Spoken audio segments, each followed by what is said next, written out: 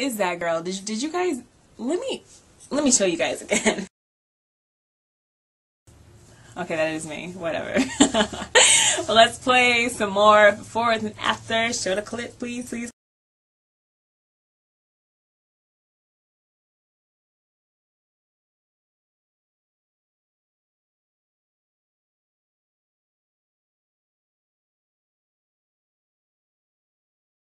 Hey, another video from your girl Q, plus model in the making. I'm going to show you guys what I did to lose weight, what I was eating, all that good stuff, breaking it down right now.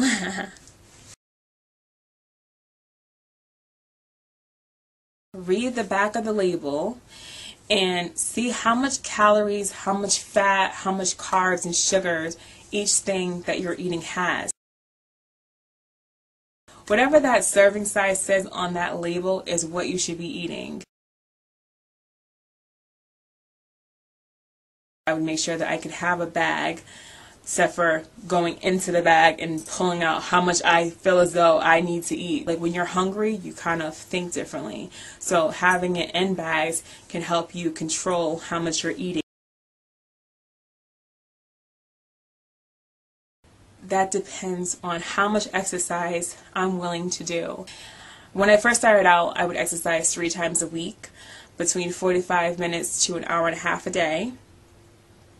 And on the 3 days that I would exercise is the days that I ate more. So I would eat anywhere between 1,500 and 1,800 calories, maybe 1,850 calories a day. As long as I was exercising, at least burning 500 calories. That's how I figured it. Now, when I would not exercise, those 4 days that I would have off when I first started, I would only eat about 1,200 to 1,400 calories a day. As time progressed, I wanted to eat more, so I exercised more. Okay, my breakfast and lunch choices. Whatever I could eat for breakfast, I would eat for lunch. So my breakfast and lunch choices were pretty much the same. I did drink a lot of coffee. Coffee made me less hungry, even though it's probably not the healthiest choice to go with for a breakfast option. But I would not eat lunch or eat my first meal until about 11. This is what I ate for dinner. Now, some of the choices is not up there. I used to eat salmon, a lot of stuff that was boneless. So I ate a lot of fish, a lot of seafood, shrimp, chicken, and that's basically it. I didn't really touch any porks or ribs or steaks or anything like that.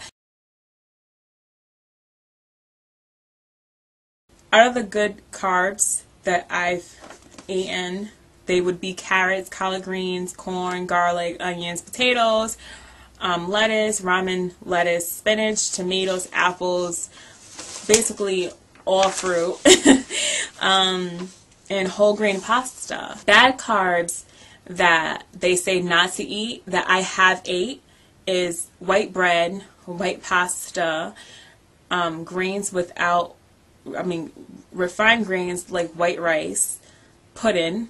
You guys know I love my chocolate pudding. I said that was one of my fixes. Jelly and processed foods.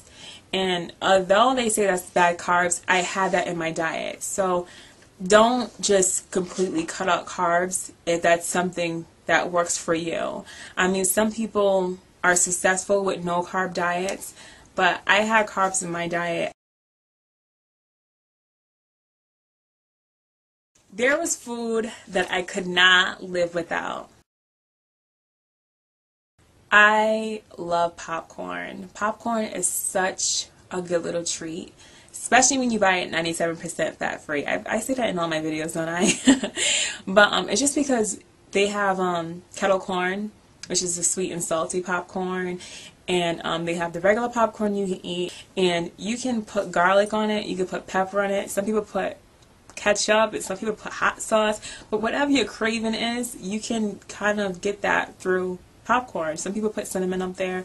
It works. I love coffee. I do my coffee with Splenda and 1% milk. I probably drink, wow, I shouldn't. This is embarrassing because a mug has like 2 cups of coffee in it. So I probably drink anywhere between 4 and 8 cups of coffee. Don't judge me. Yeah, I love coffee. I do not drink any soda, juices, power drinks. I don't know what they're called. Red Bull. I don't do none of that stuff. I just strictly drink water. That's the only liquid that I drink is water. What I wrote down is basically everything that I ate, and at first I wrote down everything I ate and how much calories were in it and how much exercise I did for that day. So I would say BK. I would write BK for breakfast, and I'll write what I have for breakfast, and I'll write LN for lunch, and I wrote down what I ate for lunch and snacks. I usually ate the snacks in between lunch and dinner, or breakfast and lunch.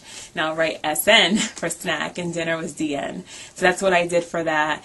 And I did start to write how much water I drank. Another thing I would write was you know, week 1, week 2, and how much weight I lost for that week, and how much weight I lost overall, and how much weight I gained overall. So I would keep track of that.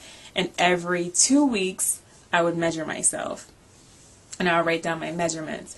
I'll write down my measurements for my bust, my waist, my hips and butt, my arms, my thighs, my neck, my calves, and upper and lower waist area too. So I just made sure that I could actually record that I was making changes. It is a lifestyle change. This is something that you have to coordinate within your everyday life. So that's why I stress to pick the foods that you want to eat and pick the foods that you like, because it's not like once you lose all the weight, you can just eat what you want all of a sudden. Like now you can go back to eating what you really like, because you're going to just gain all that weight just as quick.